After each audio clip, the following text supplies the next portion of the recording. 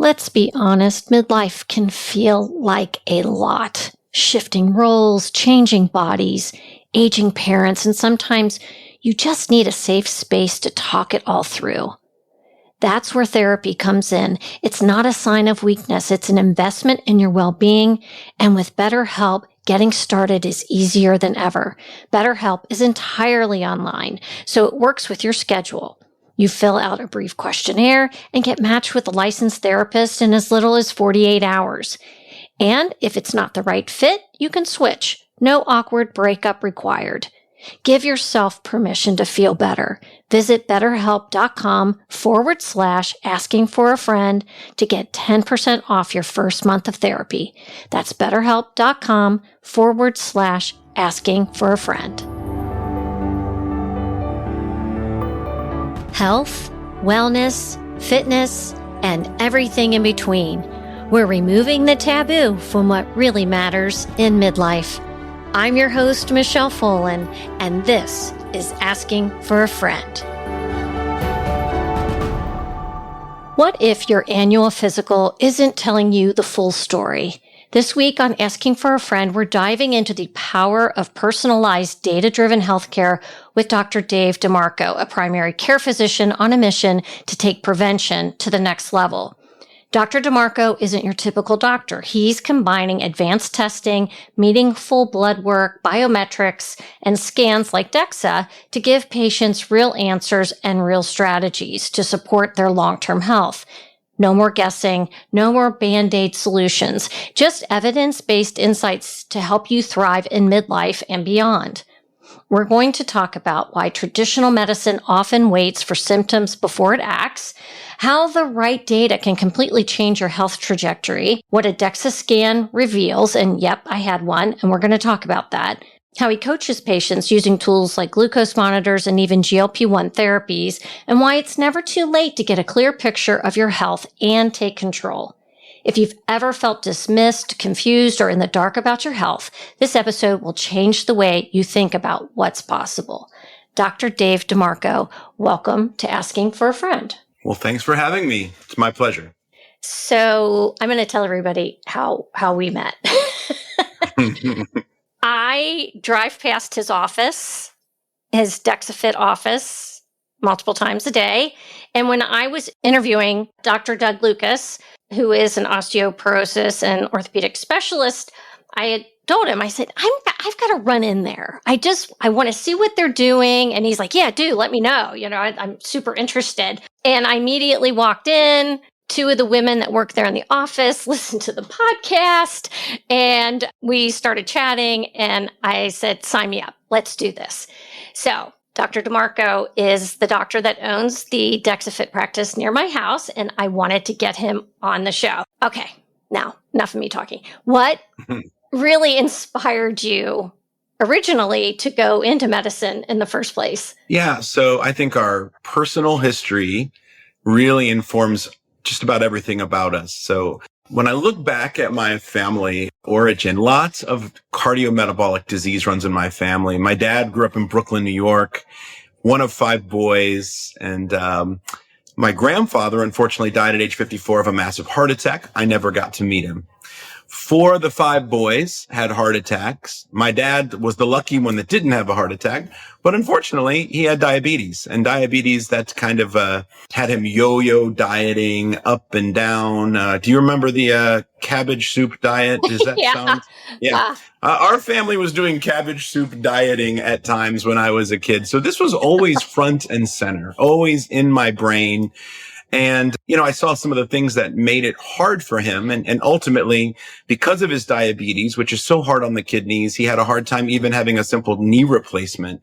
And that led to decline in health that ultimately took his life earlier than we would have liked. I'm sorry. Meanwhile, my mom also developed over time, just your normal, and this is kind of relevant for your podcast, midlife weight gain. It was a combination of stress and perimenopause, I think, that led, looking back, I can say that now, didn't know it then, but now I know that she was dealing with a lot of the hormonal changes and gaining weight, and she too became diabetic. So we look at diabetes in my family and we say, okay, two parents that are diabetic, I have a 100% chance of becoming a diabetic.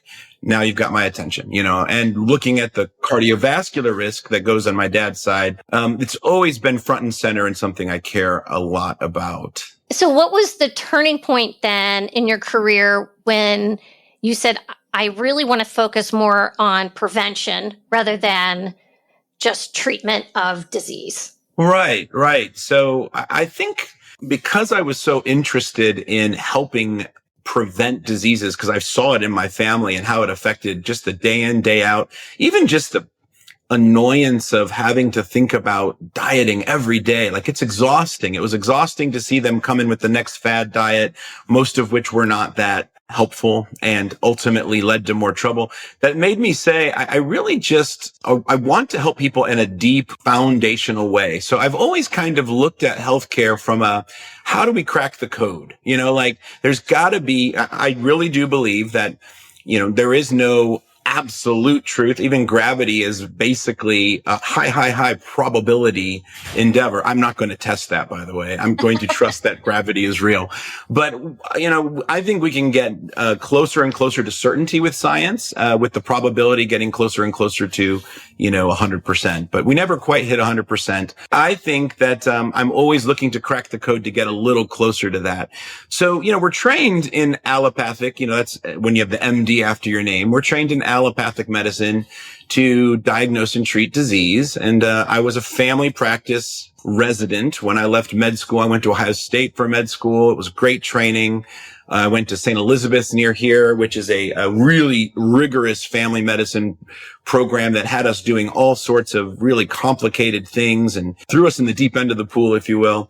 And it really built me up for being very comfortable dealing with sick people and being able to handle the sickness. But I don't like the sickness, if I'm honest. I don't like working in the hospital. I prefer to catch people with their clothes, their street clothes on, not a hospital gown. So I knew right away when I was in the hospital's training, I'm going to be an outpatient doctor. And watching people suffer really hit me hard. I really wanted to prevent that.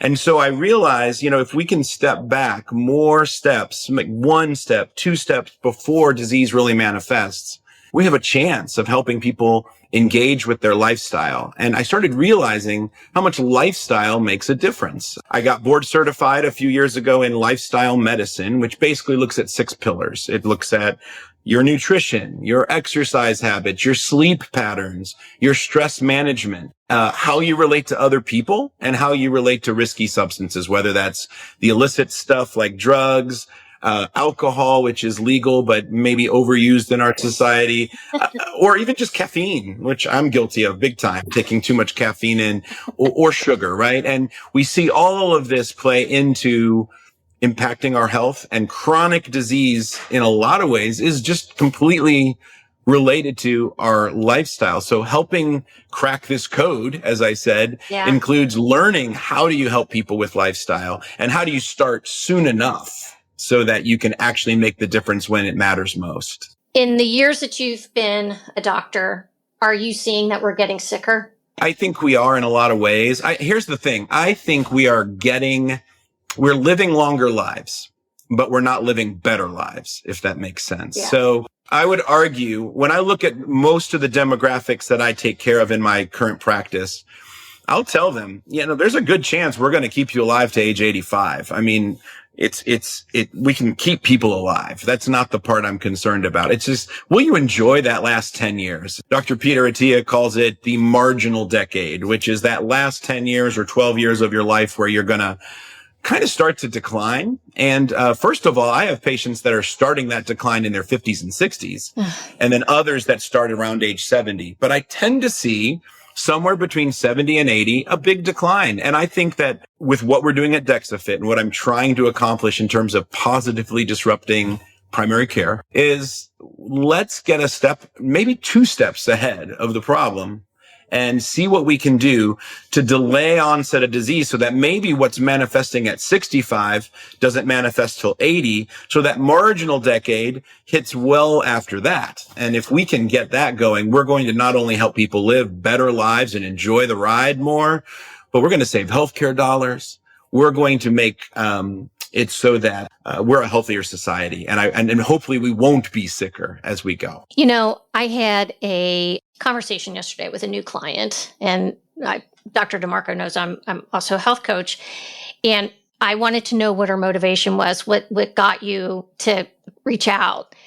And we started talking about some of her recent numbers that she had gotten at the doctor's office, some dyslipidemia, triglycerides were really high, HDL's low, her A1C, her hemoglobin A1C, which is a glucose marker, is starting to increase year over year.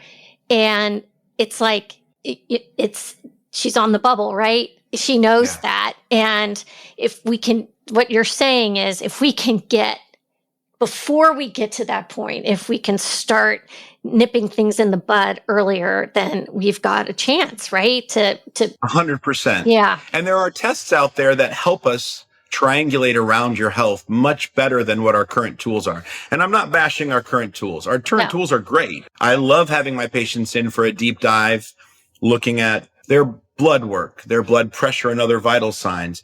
But what I find is, especially from about age 35 to 60, there's a gap. And the gap is people don't feel that bad. And they're busy and they're active doing other things. And some people genuinely are already on a lifestyle kick, but others are not yet because of whatever reason. But oftentimes it's just the busyness of life. And we need to get people's attention. And the best way I have found to get your attention as a patient is to say, well, let's look actually at year in, year out what your muscle mass is actually doing. Let's look year in, year out at your accumulation of visceral fat. And using those two things on a DEXA scan, for example, we look at those and we can measure them every 6 to 12 months and tell you how that's changing. And let me, spoiler alert, it's going to change just because you're on this earth and living another year. You're getting around the sun one more time, and that means there's risk for this going down. And, you're going to have to, you're going, like, I like to use the 401k analogy a lot, because I talk about you have until about age 40 to build up as much as you can, similar to your 401k plan. You have until retirement to build it up, or at least 59 and a half, when you have to, you can start taking it out then. But how do we get that as big as possible so that when you start spending it down, you have enough to last? And we want to keep your muscle mass up so that you have enough to last you ripe into your 90s and beyond. And nobody really wants to live a long life unless those last 10 years can be valuable and rich, and you have a mind that can enjoy the people around you. And I think that's what we learned from being connected to other humans. There's a great book, I think it's even behind me on that shelf, called The Good Life, that looks at the Harvard Men's Study, which had more than men in it. It was women, men, children. And it's one of the longest lasting studies that, cut to the chase, they realized it wasn't sickness or health. It wasn't wealth or poverty. It wasn't fame or obscurity that made people think they had a good life. It was how connected were they to other people. But that requires a flourishing mind. That requires a mind that remembers who you are and who's important to you. So all of this ties in to our testing and our muscle mass evaluations, our visceral fat, which drives so much of the inflammation and chronic disease that I've already mentioned. We haven't mentioned dementia, but definitely, I guess we sort of mentioned dementia there, but it definitely hits all of those areas. And when you combine that with cardiopulmonary fitness, which is basically a way of saying your VO2 max. Your VO2 max is a number that tells us how well you can use oxygen when you exercise. The higher that number, there's great science that shows that it correlates with longevity, and it correlates with less risk for cardiovascular disease. A stress test is only going to be abnormal. We all hear about stress tests. Maybe some of us I've had one myself, and, we get on there, and what it's really looking for is there enough plaque burden in my heart arteries to make that an abnormal test and flip it from normal to abnormal? But what that really means is 70% blockage or more. And I'm sure we've all heard of someone that has had a heart attack, and then it's like, oh, he just had a stress test 6 months ago. I can't believe it. Yeah. And the reality is you're going to have a heart attack with 40, 50, 60% blockage but it wouldn't be a positive stress test, right? So how do we know whether your heart's healthy at a stage where we can measure it? Well, there are good tests like a CT angiogram that can look at the arteries. You can even use some 3D modeling to tell exactly the first third, middle third, last third of that artery. Where is the plaque and how much is it? These are great tests, but they're quite expensive. There's quite a bit of radiation that goes with it, and it's not something you can do every year. Right. Meanwhile, something like a VO2 max test, you can do that 2-3 times a year if you want. You could do it. It's safe to do as many times as you want, but I would argue twice a year, if you're trying to make a difference in your health journey, makes a lot of sense because your VO2 max, the higher it is, the more likely you have a good heart. And if you can measure that today and then do some things to change that and then measure it in 6 or 12 months, now you know whether you're maintaining or maybe even improving your VO2 max. That also goes down as we age. But if we can maintain it enough, man, you will have higher quality of life. And what that directly relates to is what are the little things, the activities of daily living that you're going to enjoy doing as you get older.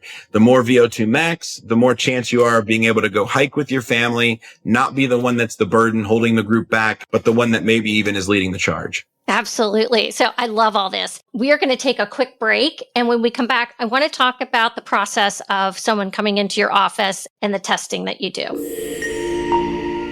How many drugstore products are you going to try before you finally decide you deserve better for your skin? Listen, if your skincare drawer is overflowing with half-used bottles that overpromised and underdelivered, it's time for a change. Rimon is the #1 skincare line in South Korea for a reason. This isn't about hype, it's about results. Clean, effective, science-backed formulas designed for grown-up skin. No harsh chemicals, no trendy gimmicks, just visible, lasting transformation. I've seen it in my own skin and my clients and friends. They're sending me selfies because they can't believe the difference either. If you're ready for skincare that actually works and feels good to use, Rimon might be your glow up in a bottle. Want the details? Shoot me a message or check the link in the show notes. We are back. I want to first ask this question because I get this question all the time about your DEXA scan, the DexaFit, versus the type of DEXA scan that I would get if I want to measure my osteoporosis. Let's start there. Yeah, that's a great question. And I did listen to your podcast on osteoporosis, which was great. You did a great job with that. And I definitely think that there's a difference. And we need to make that clear for you guys. We are not interested as much in the bone. When we think body composition, we are looking at 3 compartments, which is bone, yes, fat, and then what's not bone and not fat, which is lean. And so we're going to call 3 compartments in your body: fat mass, lean mass, and bone mass. Now we differentiate bone with a body composition scan using DEXA, but mainly just so that we know how much that bucket weighs. And I'm going to say it's about 2 to 3% of the total weight. Then our focus is more or less going to be on your fat mass and your lean mass. Now, we will give a T-score for the total body, but a total body T-score is going to give a number for an average for the whole body, so to speak. So your skull, for example, pretty dense bones, or other bones in your body that are more dense and going to affect the total T-score. So I don't want anyone to not get what we call segmental DEXA, looking at the lumbar spine, the hips. Sometimes we look at the forearm when we can't get a good reading in the hip or the spine due to a replacement or arthritis. This is still really important. And I think these 2 scans complement each other really well. And in my opinion, should be done potentially at the same time. I don't think you need an every year, segmental DEXA scan, although it doesn't hurt to get one if you're already on the machine to get a body composition. And so, but at the end of the day, we are really looking at your fat mass and your lean mass. And then a segmental DEXA really looks at how dense are those bones? Are they going to support me in a fall? And am I going to be at risk for a hip or a spine fracture do I need to do more? And, I refer to your other podcast, which was so well spoken about that side of the equation. Thank you. Yeah. And so even though I went and got the, body scan with Dr. DeMarco, I am scheduled for a regular bone scan at the end of July because as my listeners know, I have osteoporosis and that is of concern, and we'll talk more about kind of my plan forward that I have with Dr. DeMarco, and it's going to address that too. All right. So when someone comes to your office, what would they expect during their first visit with you? So first of all, we've got a beautiful space. It's going to be very welcoming and hopefully very comfortable for you to walk in. This can be a dicey thing, right? Like I'm going to be told what's actually going on in my body. And these are tough topics to talk about. So we want to create a really comfortable environment for you. The staff is fantastic. They're going to welcome you. They're going to laugh with you and it's going to be genuine. It's going to be real. They're just wonderful, wonderful people. So we'll bring you in. We will take you back. We'll weigh you and get your height. And then we'll put you on a DEXA scanner. So a DEXA scanner, we didn't really talk about what it looks like or what it really is. A DEXA scanner is a big table that you lay on. And it's got a C-arm, which is basically this little arm that moves kind of like this across your body, right? And it sounds like a Xerox machine, but it's non-invasive. There's no claustrophobia risk. And it's about a 6 to 10 minute test, really, depending on your body weight and size. Once you complete that test, we'll get the data right away. We put it up into our DexaFit cloud, and our cloud contains over 250,000 de-identified tests. And all those data points then are used to help you kind of look at your body compared to peer groups. And this is where it gets really interesting because we take the data and we do more with it than we could otherwise do if you got a DEXA scan for body comp somewhere else. The software is available as an app, and you can look at your bone mass and your lean mass and your fat mass and the distribution of those. And there's explanations in there to help you take a deeper dive. And then beyond that, you'll be able to follow it over time in that same app. So it becomes like your source to see where have I been and where am I going with these really important body composition metrics. If you stick around and do more than just our DEXA scan, we have 2 additional tests that we do. Now, I think you just did the DEXA scan. Yeah. But that tells us the what, right? What is the current state of my body when it comes to 2 important metrics? Visceral adiposity, which is dangerous fat that's deep in our belly. And mine was relatively low, which I was glad. That's great. And then number 2, what is your lean mass? And we like to look at lean mass in the same way that we think about body mass. And I say it that way because we've all heard of the BMI. The BMI is a body mass index where we take your total weight on the scale in kilograms divided by your height in meters squared. And it gives you a number. And we all know that that's a frustrating number because you would be overweight on the BMI, but you're not really overweight because you've got a lot of muscle. And an NFL star is a perfect example of that person. They would be clinically obese by all standards of BMI, but they are clearly not what you would think of as an unhealthy specimen. They're the opposite. And then to be fair, a very thin-build person might be under-muscled, but we would never pick up on that on a BMI. That's going to say, oh, you're fine. You're in the normal range, which we'd call 19 to 25. But they might actually have more risk than it shows. So the BMI is a poor tool. There's something called an ALMI, and the appendicular lean mass index is what we like to look at to help see if you're appropriately muscled. Do you have enough muscle to age well? That's the way to think about it. And if you're in the top quartile, there's some advantages according to the research. And if you're in the bottom quartile, there's some risks. If you're in the middle, it's opportunity, and if you're below that quartile, that bottom quartile, we really want to at least get you to the 30th, 40th percentile for your gender and age, just to make sure that you're safe and you're not going to have increased health risks as you age. So that really looks at your lean mass in your arms and your legs divided by your height in meters squared. So it's same metrics, but different things we're measuring. And that really is, in my opinion, going to be helping us guide patients along their journey because, as I mentioned earlier, age 40 is when we start to see lots of change, decreased muscle mass, little by little. It's not just about strength and independence, but it's also about metabolism and how your body handles carbohydrates, how your body handles hormones and different things like that. So all of it's affected by your lean mass, and having more, especially it makes a big difference in aging well.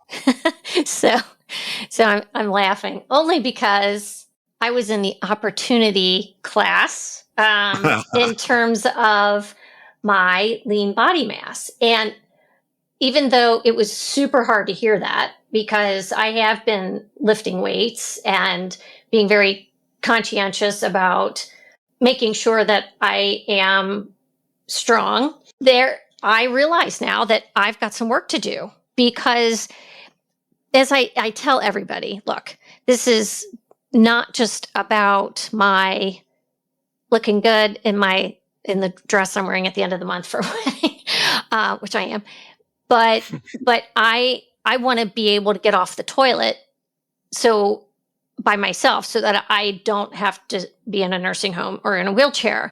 And so I want to know this data, even though it's hard to hear. And I would love to know how you approach conversations with patients who receive surprising or very tough results. Yeah, it is hard, right? So again, I said the DEXA scan really tells you the what of your body, which is potentially good news, potentially bad news. So we look at everything as either an opportunity, as you said, and I said earlier, or an asset. And here's the thing. There's very few people I've seen come through the door here that don't have an asset. If you have a lot of fat mass, you need to lose some of that to be healthier. We want to know how much of that's dangerous, how much of it is just subcutaneous fat, and we can talk through all that. And that might be an opportunity. But those individuals tend to have stronger bones. They tend to have better muscle mass. I kind of joke. It's like every day you walk through life like you're doing a farmer's carry the whole time. Like you're carrying this extra weight everywhere you go. It does have some benefits. Unfortunately, it's hard on the knees, hard on the back, can wear down joints. And then if it's visceral, it definitely can be dangerous from a metabolic perspective as well. So we talk in terms of, and I've been doing this for 25 years. You have to deliver bad news in medicine. You have to tell them about an abnormal cancer screening test. You have to tell them about numbers that are not favorable. And you learn how to just come down at it very matter of fact and yet gentle. And I think we're always going to be gentle with things. We joke a little bit about the opportunity thing, and a lot of people get a kick out of that. But I think at the end of the day, here's what I like to tell people. If you don't know this information, is it any less true? And the answer is no. In fact, it's more dangerous not to know than to know. And it'd be much better for us to just kind of say, okay, listen, I'm Dr. D, I'm your friend, and we're going to work through this together if it's a bad news. And if we start with what is true and then build from there, you're going to do much better. And the nice thing is everything about both VO2 max and visceral fat and lean mass index modifiable. They're all modifiable. No one is stuck. It's not like just a genetic thing where you're stuck with these things. You can put effort in and you can put different inputs into your body, mostly lifestyle medicine related inputs that will make a big difference and help you maintain, if not make significant gains. And you're going to be the one that enjoys the results of that. Your hard work, you'll get the dividends that pay off later on. And that's why I love what I do, because my clients, it's their hard work and dedication that moves the needle. And I'm sure you have a patient success story. Can you share one that you've had? Oh gosh. I mean, there's so many little success stories, right? And we could think about this in multiple ways, right? There are some people that have just found their way into lifestyle medicine and just embraced it. And they're eating much more of a plant-based whole food diet, and they're exercising regularly, and they're just feeling great. But I also think about some of our patients that are on GLP-1 drugs, and, people are now finally aware that your muscle mass might be at risk as you're losing weight. And this again gets into the semantics of, are we losing weight or are we losing fat? And really what a good GLP-1 response would be, we want to see a significant loss of fat mass, not lean mass. And so therefore, if we see 80 to 90% fat loss and maintaining most of your lean mass, that's, in my opinion, an incredible success story. But here's the thing, and everybody knows I'm not anti-GLP-1, but if you are on a GLP-1 and you are having significant weight loss, how do you know it's not your muscle if you're not getting some kind of a DEXA scan? You need it. Yeah. You need the DEXA scan. We look at real closely how different tools that are out there in the community, for example, InBody, that's bioimpedance analysis, BIA. And so basically it's looking at how electricity flows through the different tissue types. And it's trying to predict then how much muscle mass do you have? How much fat mass do you have? It even tries to make a prediction on visceral fat. And we luckily are able to have people get that test and then the same day get our test. And what all the studies are showing, of course, is that sometimes they're accurate, but they're so fickle. They're so dependent on time of day and water weight and all of these factors that it's not very good at predicting your fat mass, especially. And so it underreports fat mass, and it's going to overreport lean mass potentially. And so therefore you need to have a DEXA scan, which is the gold standard test, to know. And I ask every GLP-1 patient to get one while they're on the GLP-1 every 3 to 4 months. It'd be preferred to have at a minimum every 4 months, because you would see those changes little by little. And then you can input more protein into your diet. You can add more weight training. Maybe we want to lower the dose of the GLP-1. Maybe we find out it's really not good for you at all and we want to stop the GLP-1. And there's lots of different outcomes depending on the results we see. But I have had a few people very, very impressively maintaining their lean mass in spite of a big weight loss on a GLP-1, but they all have lifestyle medicine in common. They all are treating the GLP-1 like it's a tool, not a magic pill. And I really recommend people not view it as a magic pill. It is dangerous that way. It is actually very safe to use it for a time, but the hope would be it's just like training wheels on your bike. You don't want to ride your bike as a 20-year-old, 30-year-old, 40-year-old with training wheels. And you don't want to boast that you're a bike rider if you have training wheels on. So again, with healthy living, we want to do the lifestyle things, maybe use the drug if needed, especially if you have high risk, like if you are already pre-diabetic, have fatty liver disease, have disease concerns related to blood pressure and cholesterol.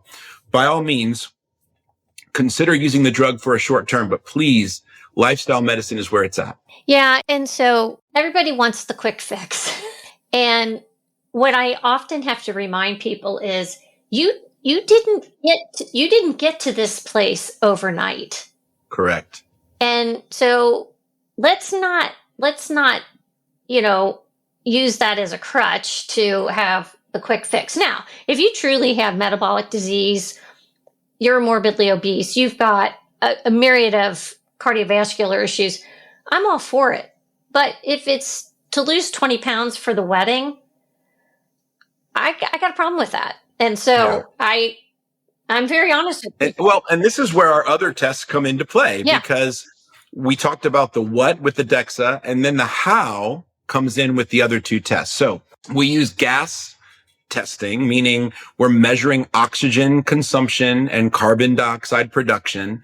We call this indirect calorimetry, and that is gold standard testing for looking at what is your actual resting metabolism. I would define that as the number of calories you need to keep the lights on, so to speak. Okay. The minimum number of calories that you should eat to safely fuel your body. And if you eat at your resting metabolic rate, you will be safe with your weight loss. The amount of weight that you lose will be dependent on how much you eat over that number. So if you eat too many calories over your resting metabolic rate, you will be in a caloric surplus and you will gain weight. If you eat above your resting metabolic rate, but in a caloric deficit, you will safely lose weight. And so we talk at DexaFit about using the RMR as the how nutritionally to do what you're saying, lose the 20 pounds, do it safely, sustainably, because you never want to eat under that resting metabolic rate. When you do, you can do it one day here, one day there, but there's a few really important things to know about that. One, your body will stop burning calories and start reserving those calories and holding on to them. Your body will go into scarcity mode if it's not getting what it needs. And then if you think of your body like a factory, what you'll figure is, well, the foreman of the factory is going to say, well, we don't have enough fuel to fuel this whole thing. Let's shut the west wing down and we'll keep the north and the east and the south wings open. Yeah. And ultimately, you're not living a very successful life when part of your body is shut down, and people can see you cut your calorie count 30% below that level, you're going to see a 30% reduction in metabolic output, and you'll feel tired, and ultimately your body will start to fight back, encourage you to eat, and you won't be able to say no, and you'll yo-yo. You'll gain the weight back, and it'll be very unsafe. So knowing your resting metabolic rate is super important. And it's better to know the actual gas exchange data because the formulas may or may not be right. The formula for me is off by about 400, 500 calories. And so it doesn't take into account your muscle. It doesn't take into account a lot of things that would affect how fast or slow your resting metabolism would be. So it's a very valuable tool to help crack the code for how do I lose weight safely, sustainably, and naturally. And even if you're on a GLP-1, I think you need to know that number so you're eating as safely as possible. Again, starvation diets are not recommended. Medically induced anorexia is not a good solution for long-term weight loss. You know, so this is the comment I get often from women in my age group. I don't understand why I can't lose weight. I'm only eating 900 or 1,000 calories a day, and I'm walking and I'm doing all kinds of cardio. And I'm like, well, your body isn't feeling safe. And so I compare us to being cave people. Our bodies are still programmed for famine and when there was scarcity of food or childbirth. And so until your body feels safe, but what you're saying is you actually have a number that can be used to determine if your body is safe. And I love that. Yeah, absolutely. Yeah. We want to give handlebars to what you're doing. So you have a way to ride and steer your ship in the right direction. But we can't just say, oh, just eat less and move more. That's very, in some very basic ways, that's correct. And then there's so much more nuance to it. Yeah. It's kind of, I would say it's archaic because it's just not. Very much so. Yeah. But what I always think is interesting, and this is how I try to get women to really think about weight training versus cardio is that your resting metabolic rate is much higher after lifting weights. Yes. Than it is doing cardio. Which absolutely. Yeah. And I think that's such a great dangling carrot. Yeah. And the more muscle you have, the more you're going to have to fuel that and you're going to have a higher resting metabolism. And so when we see someone get our DEXA and then move to the next room and get a resting metabolic rate, we'll again get that data right away and we'll be able to see, oh, they have a lot of lean mass. We just saw that on their DEXA.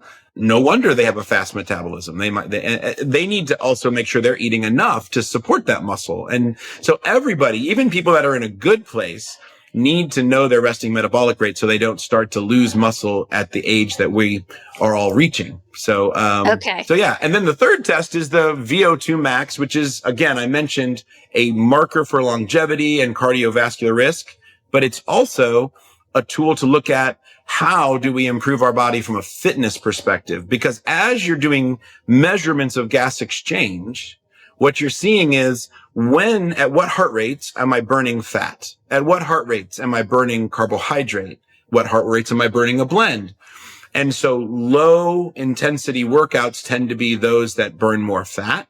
And we can give you a very precise range. Say, okay, if you keep your heart rate within this range and kind of the top of that range, we call that zone 2 training. You maybe have heard that term. Oh, yeah. And that's really based off of how much you're burning fat at different heart rates. And we're going to define that very clearly for you at DexaFit. And we'll also then tell you how to do proper HIIT training, because we can tell you what type of heart rate you should be achieving to really experience either sprint intervals, which would be a shorter 30 to 60 second burst of high intensity, or more of a 2 to 4 minute long high intensity interval. That's how I would define the difference between sprint intervals and high intensity intervals. Both are important, or they could be equally swapped out. But your heart rate matters for that. And I think a lot of people are not understanding enough of that to be able to take advantage and make their exercise efficient. And I hear a lot of people say, I'm working out so hard and so often. I don't think I can do more, doc. I don't think I can do more. And I say, well, let's make it more efficient then. Let's get the data that you need to make it more efficient, so that now you not only know the what behind your body composition, but you have the hows for nutrition, the hows for exercise, to really make your lifestyle working for you to maintain a healthy weight and to live a long, healthy life. Okay, I want to move on to one other aspect of your practice that I think has been really helpful for some of your patients, is using the continuous glucose monitor as a tool to help bring some awareness around how people handle sugar and insulin. Yeah, I think that's super valuable. It's not just for diabetics. Diabetics who have to prick their finger multiple times a day have found so much freedom in having a continuous glucose monitor, because it pushes information to their phone and they can see in real time where their sugars are. And that could be life or death for a diabetic, if it's too low or too high. For the rest of us, it's more about training ourselves away from high glycemic foods and towards eating foods that really support a healthy metabolism and allow us to enjoy the things in life we love to eat. I ask in my questionnaires, what are 3 foods you're never going to give up? And I don't expect you to give those foods up, right? But at the same time, we should learn how to best eat those foods. If you eat a lot of what we call high glycemic food, you'll see a big rise, like a big rise in your blood sugar, and it'll show up on your the app that goes with the continuous glucose monitor. But I've had patients tell me, if I eat a half a banana, I see this little bump, and then I eat the other half and it's a little bump. But if I eat the whole banana, it just jumps really high on me and comes back down. And it's about how much the different things are that you're eating. It's about what the foods are made of. And a lot of us learn, hey, even if it's technically a healthy food, if my body doesn't respond the way I want it to this, then I think I'm going to need to eat less of it or just time it differently. And of course, the earlier in the day you eat certain foods, the less of a sugar spike you're going to get. So it's fascinating, and it's a great tool for learning how your body responds to healthy foods, unhealthy foods, how much is enough, how much is too much. And I use it as a deterrent at holidays from having that second or third, fill in the blank. I know it's like, whoa, that's like Ebenezer Scrooge. Why are you wearing that thing at Christmas? But it really does help me say, you know what? I am satisfied with what I just consumed in this party setting. I don't need to have any more. And the CGM tells me that. So we wear it a few times a year, I think, is a good goal. Like when you're in a time of really strict dieting, it's good to do that. If you're doing any prolonged fasting, it'd be really good to know what your body's doing during that time. When you're on a holiday, you're on a vacation, it wouldn't hurt to know what's happening when you have a little more food and spirit. You just want to know so that you can be aware and, being mindful of your eating. And I speaking to a client the other day, and, she was telling me how she goes into this huge slump in the afternoon, just feels terrible, feels awful. And as we started digging in a little bit, finding what are you eating up until that point during the day and how are you eating it? And one thing that I have noticed is that even with fruit like the banana or even a big bowl of berries, is those in themselves are nutritious and wonderful foods, but pairing them with some protein or a little bit of fat, preferably some protein, can do wonders for how you feel. And so what I like about the CGM is I think it gives people a glimpse behind the curtain of, I know when my blood sugar does this, an hour or two later, I feel like this. So it helps them play it forward Yeah. to make better food choices. Absolutely. And the thing that's happening scientifically and biochemically behind the scenes is when you get a big spike in your sugar, that's the body trying to, it's got to now break down all that glucose. And every time your mitochondria break down energy, there's something called oxidative stress that happens. So the more sugar spikes you have, the more oxidative stress you have, which is just kind of like damage to the system. And then this is why we need berries and antioxidants that come in other forms, because that helps with some of the neutralizing of the oxidative stress. But oxidative stress leads to aging. And part of what we're doing here is trying to slow the aging process down. So when you keep your blood sugar with, again, what I call it fine, narrow, and in-range little blubs of going up and down, staying within about 15 to 20 milligrams per deciliter from your average, never really getting above or below that. That's the real sweet spot for really minimizing oxidative stress. And we have tools now that you can do this. And the thing I like about it is you do it sometimes. You don't have to wear it all the time. A diabetic might need it all the time for life-saving reasons.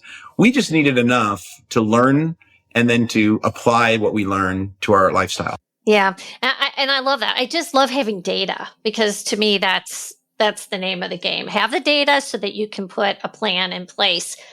And part of that plan for some of your patients is maybe some supplements.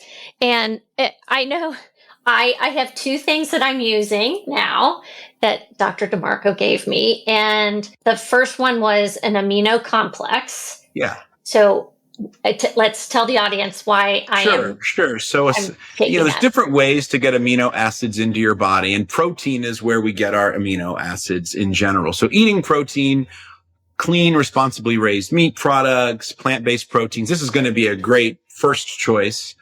And then some whey protein or pea protein, depending on if you're plant-based or not, would be another choice to get more amino acids into your system. But sometimes you want to do, say, a longer fast, and you want to be able to start your day turning on muscle protein synthesis without having to eat a bunch of calories. And so you can pre-workout, or just at the beginning of the day and the end of the day, you can keep muscle protein synthesis on simply by putting essential amino acids into your body. So for 25 calories, you can just stir it into some water and drink it, and it gets you enough stimulation of the mechanics of turning on muscle protein synthesis without having to load up on protein, which for some people can make them feel more full. I still want you to get protein in as much as possible, of course. Yeah.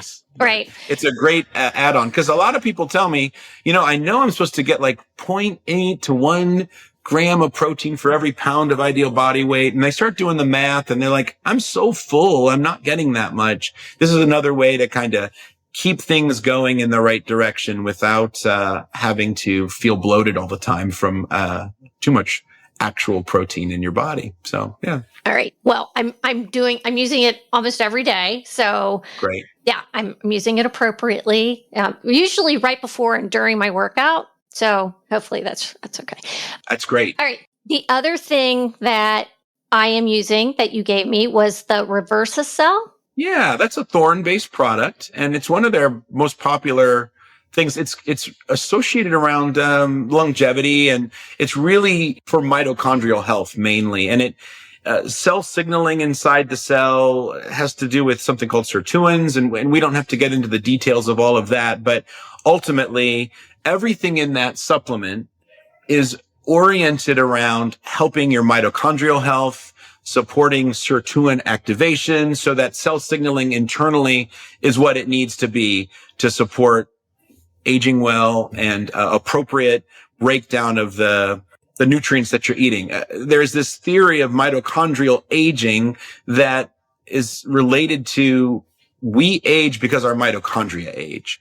And our mitochondria stay healthier when we reduce oxidative stress, when we exercise adequately, when we take in certain antioxidants, of course, and then we really do support the body with things like the nicotinamide riboside, which is in there. That's one of the main ingredients. And ultimately, it enhances the mitochondrial function, which hopefully will keep keep our mitochondria going longer and stronger, and we age slower and feel better along the way, because the more our mitochondria are efficient with energy burn, the more like just vitality we feel. We have more energy. And I didn't tell you I was going to ask you this, but we talked a little about NAD. Yeah.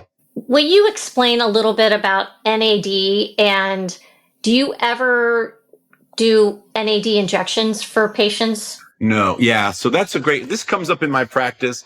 And so here's what I like to say about some of this. I am trained in allopathic medicine. And one of the things we talk about is first do no harm and then help the patient. And I'm not saying that NAD infusions are harmful. I'm just saying that the science that I have available to me isn't available.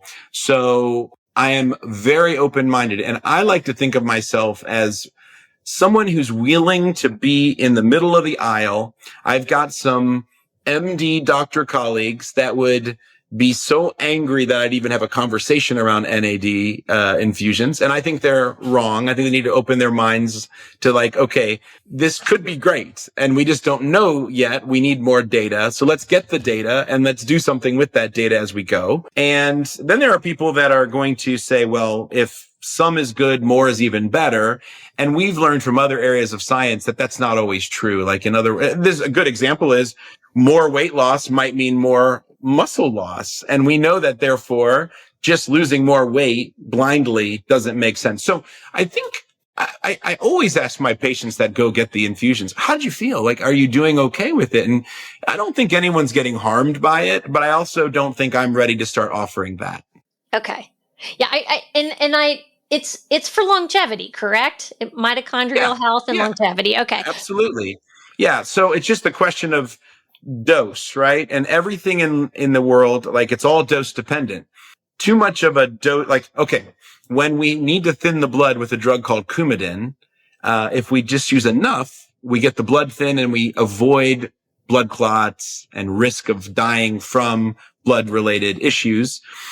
But if we take too much, it's a rat poison and we bleed out and die. And so it's all dose dependent. And I just think we need to continue to learn and grow. And so my hope is to be kind of a voice of reason in the midst of a world where there's some people that are too stodgy and others that are too loose. And how do we lock arms and learn and work together to help patients live long, happy, healthy lives? And we do that with data. Data helps. That's for sure. Okay.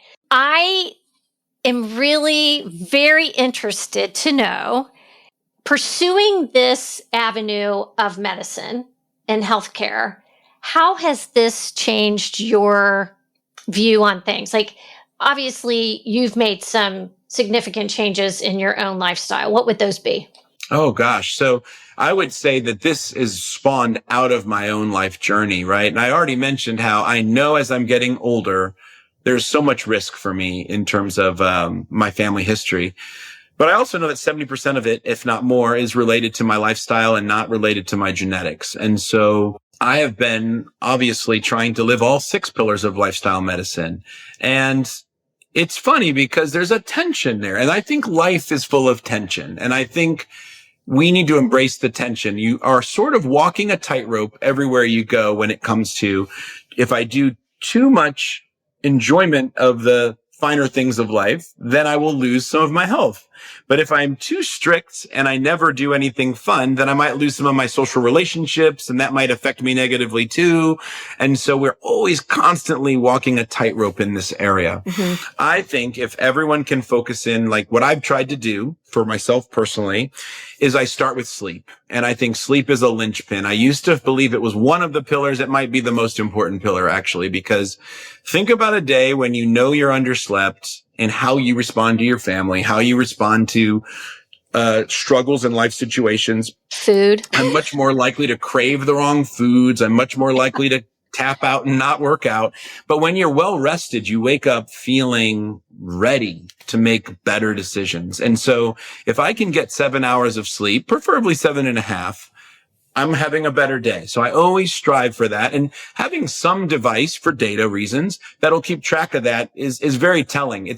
None of the trackers are perfect, but directionally they're all great. So an Apple Watch, an Oura Ring, Ultra Human, all of these things are moving in the right direction to help us understand what our sleep is helping us do or not helping us.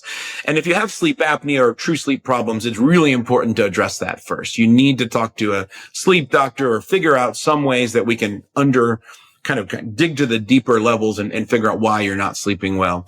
But from there, then I really want to always get 2 days of resistance training in. I want to get zone 2 training in as many days as I can. What I love about zone 2 training, which is that low to moderate intensity endurance or steady state training. I call it exercise so it's exercise and listen to a podcast, exercise and call your mom, exercise and, whatever you want to do, fill in the blank, because you're breathing through your nose. You should be able to talk if someone asks you a question. If you're doing more where you're breathing through your mouth out or breathing through your mouth in and out, you're at a higher intensity, and that's probably not going to be good. So you want to be good for the purpose of fat burn and zone 2 training, building up mitochondrial health so that you have more endurance.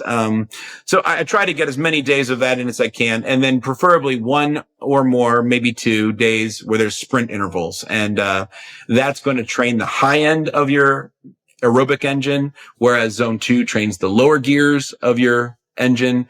And then strength is so important though. So, progressive overload with feeling sore muscles, that's super important. And to be honest, it's very hard to do all of those things every week, and so we fight the good battles and we do the best we can. This is where you learn as you go, and grace should be something you should give yourself, but if you do it with other people, it's going to be even more valuable. So it's said you can do a lot of hard things for a long time as long as you don't have to do it alone. And I encourage, get in with another person or a group. So group training is fantastic if you can do that. And, those are the things I would say. And it's funny. So Dr. DeMarco and I spoke about all this when I was in the office with him, and I had been doing some sprint training. I had started doing that prior to seeing him. So that was good. I have added in some incline walking on a treadmill to get my heart rate up a little bit more. And that has been very interesting. Already noticing some body composition changes with that. So I will say that's been a good one. And I decided that I wasn't getting sore after I worked out, even though I was progressively lifting heavier weights. I probably still wasn't lifting heavy enough. So I rejoined the gym, and I'm doing machines and heavier free weights, and I am getting sore. But it's a good sore. It's not a debilitating sore. It's a, hey, I worked out yesterday kind of sore. And these are all things that are simple to do. I just needed that push of getting the body scan to say, okay, I want this for my next 20, 30 years. This is what I want for myself. And this has been an incredible motivating experience for me to get me started on this journey. And so I thank you for that. It's my pleasure. Yeah. And his office really is nice. And the ladies are great too. And on that note, just what for women that are listening, because I would say typically my audience is at least 50 plus, maybe even 55 plus. What's one test or scan or service that you wish every midlife woman could prioritize this year? Oh, I would have to say it's the DEXA scan for body composition. It's going to tell you information that you just can't get from other avenues. The only other tests that can be as precise or more precise are thousands of dollars and cause claustrophobia from MRIs. And it just cost prohibitive, and it's not offered. And I don't think you need to go through all that. You get great data from a DEXA scan, learn the what, get that baseline. And then from there, we can build out and we can build precision around the how with nutrition, the how with fitness, and really help you hone in. And what we can't do for you, we can connect you with other people who are capable of helping you even further from a nutrition or dietetics perspective or fitness training. We don't want you to get hurt, and we want you to do things well. So we're always going to try to put you in the hands of competent professionals that can help you when it goes beyond what we're able to do for you here. But there's a whole lot with lifestyle medicine we can do for you here. And just before we wrap up, so Dr. DeMarco's office is in Cincinnati, Ohio.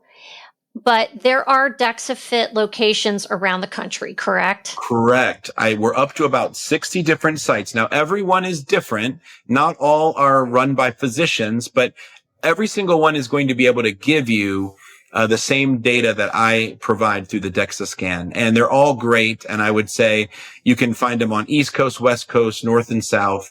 And they're even in other countries. We're in Singapore. We're in South Africa. We're in Sofia, Bulgaria, of all places. So, yes, there's lots of locations, and your data follows you. I've had patients come from an Orlando site and get their second scan from us, and the data is all right there.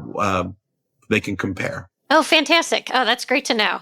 All right, Dr. Dave DeMarco, this was such a fun conversation. I am looking forward to seeing you in 5 months because I love it. I'm going to come back at the 6-month point, and I will report back then. And I invite everybody to be on this little journey with me. So thanks for being here today. It's my pleasure. Have a great day. You too. Hey, thanks for tuning in. Please rate and review the show where you listen to the podcast. And did you know that Asking for a Friend is available now to listen on YouTube? You can subscribe to the podcast there as well. Your support is appreciated, and it helps others find the show. Thank you.